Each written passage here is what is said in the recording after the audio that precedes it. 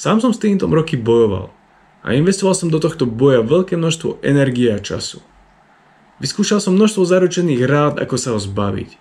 Prešiel som si skutočne náročnými momentami, ktoré ma dokázali pritlačiť na úplnú hranu mojich možností. Náročné momenty mi ukázali hlavné problémy, ktoré mi tinnitus spôsoboval. Hlavu som mal plnú negatívnych myšlienok a obav, ktoré som nedokázal spracovať a ktoré nado mnou získavali plnú kontrolu. Tento kurz vám pomôže tieto myšlienky zvládnuť. Ako náhle nad vami tinnitus stratí plnú moc, ste na ceste k lepšiemu životu. Môžem vám slúbiť, že tento kurz bude autentický a nebudem sa tu vyhýbať žiadnym témam. Pokladám to za jednu z najhodnotnejších stránok tohto kurzu. Poďme sa teraz pozrieť na môj príbeh. Je Silvester 2019. Tento deň by som označil ako posledný deň, kedy som dokázal vnímať ticho. Mohlo by sa zdať, že som príliš bujaro oslavoval a že mi niekde pri hlave vybuchol celý ohňostroj. Nebolo to tak. V tomto období som trpel hroznou nespavosťou a to platilo aj počas Silvestra. Po prebdenej noci som sa ráno prebral a uvedomil som si veľmi nepríjemný zvuk v mojich ušiach. Ako prvé som začal hľadať zdroj tohto zvuku. Ako zažijete prvýkrát, myslíte si, že hučí niečo blízko vás. Začal som sa prechádzať po byte, ale zvuk bol stále rovnaký. Dal by sa prirovnať k zvuku zubárskej vrtačky. Konštantný, vysokofrekvenčný zvuk, ktorý sa nemenil. Povedal som si, že ten nepríjemný zvuk snad sám od seba zmizne, rovnako ako aj len tak z ničoho nič vznikol. V tom momente som ani netušil, ako hrozne sa mýli. Ten nepríjemný zvuk v mojich ušiach tu bol na druhý, na tretí deň a dokonca aj po týždni. Začínal som byť z toho veľmi frustrovaný a vyčerpaný. Najhoršie to bolo vždy večera v noci. Vtedy sa ma zmocňoval obrovský strach a úzkosť. Bál som sa, že sa mi niečo stane. Nevedel som, čo to je a prečo sa mi to deje. Zmocňovali sa ma temné myšlienky a strach zo smrti. Doslova som cítil, ako sa ma zmocňovalo šialenstvo a nemyslel som na nič iné ako na tinnitus. Úpenlivo som hľadal nejaký zázrak, nejaký zázračný liek, ktorý by mi pomohol sa môjho problému zbaviť. Čo sa týka môjho spánku, ten takmer prestal existovať. Stával sa zo mňa živá zombie, ktorá moc nerozlišovala, či je deň alebo noc. Hlavu som mal plnú tých najtemnejších myšlienok. Postupom času som sa dozvedel aj od iných ľudí, že myšlienky na pomyselný koniec ich prenasledovali a sú veľmi časté. Hlavne u ľudí, ktorí sa prvýkrát stretnú s tinnitom. Som rád, že môžem vám všetkým dodať nádej, že to bude lepšie. Bo nakoniec to tak skutočne bude. Prešiel som si množstvom vyšetrení, ktoré mi pomohli trochu sa skľudniť. Lebo najhorší je ten pocit neistoty, ktorý človek zažíva. Po zvládnutí prvých mesiacov sa môj stav začal lepšiť. Vedel som, že sa mi na 99% nič nestane. No stále som tinnitus nedostal z hlavy. Celé dni a noci som nad ním premýšľal. Doslova som trávil hodiny študovaním všetkého, čo sa týkalo tinnitu. Zapisoval som si veci, ktoré som pokladal za zaujímavé a nápomocné. Po jednom roku som začal tinnitus vnímať ako niečo, čo tu je, s vedomím, že sa s tým musím naučiť žiť. Na podiv celkom sa mi to darilo. Síce som ešte nevnímal tinnitus s kľudom a pokojom a často ma dokázal niečím prekvapiť, ale postupne sme sa začali čoraz viac kamarátiť. Veľmi sa mi páči táto jemne parafrázovaná hláška. Kľud môžete nájsť aj na tých najhlučnejších miestach.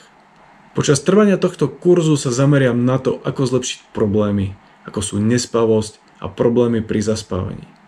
A samozrejme zaženieme spolu aj úzkosti a obávne myšlienky.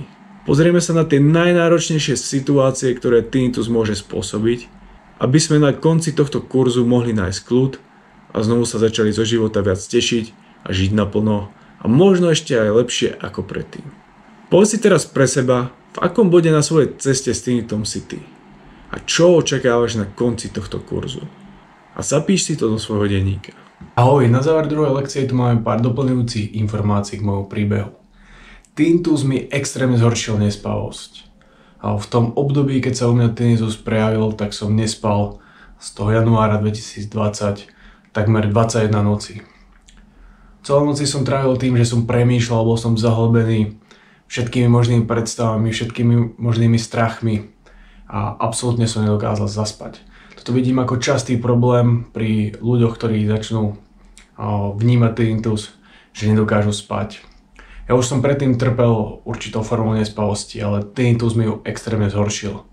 V tom období som sa cítil doslova ako živá zombie a nevedel som, čo bude zajtra. Pamätám si, že som v januári 2020 bol u zubára. V tom období ma bolel už niekoľko dní, možno týždňov zub a myslel som si, že to bude mať nejakú spojitosť s mojím tinnitom. Nejak som si myslel, že ten nerv, ktorý je zapálený, môže ovplyvňovať tie ďalšie procesy a môže mi z toho pískať v uchu. Bol som u zubára, zub sa vyliečil, vlastne mi ho zubár otvoril a zavrel a môj tinnitus to nezmenilo. Takže som si uvedomil, že to z toho zubu nie je a začal som hľadať ďalšiu možnú príčinu a vlastne v tomto období som strávil dni, týždne a mesiace tým, že som stále hľadal niečo, čo by mi pomohlo nájsť tú správnu odpoveď. Hlavu som mal plnú negatívnych myšlienok. Prakticky 24 hodín denne, 7 dní v týždni som premýšľal nad tými najhoršími vecami. Čo ak sa mi niečo stane, prečo sa to deje. Bál som sa úplne všetkého, čo som videl. Bolo to doslova neznesiteľné. Aj ten zvuk bol neznesiteľný. A niekedy bol ten zvuk tak extrémne silný a intenzívny, že som ho doslova fyzicky cítil. Ležal som v posteli a cítil som, ako keby mi niekto vrtal do hlavy. Proste bol to strašne nepríjemný pocit. Doslova mi brňali časti spánkov a bol som z toho extrémne unavený a nevedel som, čo s tým mám robiť. Najhoršie pri tinnite sú prvé 2 až 3 mesiace. Ľudia sú na pokraji svojich síl, premýšľajú nad tými najhoršími scenármi a absolútne nevedia, čo bude ďalší deň. Ale môžem vám všetkým povedať len to, že po tých 2 až 3 mesiacoch sa to zlepší. Postupne sa to zlepší, zvyknete si na to, ako sa vraví, človek si zvykne aj na smrť. Ja som si tiež myslel v tom období, že si na tinnitus nikdy nezvyknem, že sa z toho zošaliem alebo že proste budem z toho úplne odpísaný a môj život skončil. No nie je to tak. Postupom sa to zlepší. Dôležité je na tom postupne pracovať a aj tento kurz je tu na to, aby vám pomohol tou cestou si prejsť a na konci nájsť ten stratený kľud. Takže neboj sa, tvoje problémy sa zlepšia a som tu, aby som ťa tou cestou previedol. Takže vidíme sa pri ďalšej lekcii. Ahoj.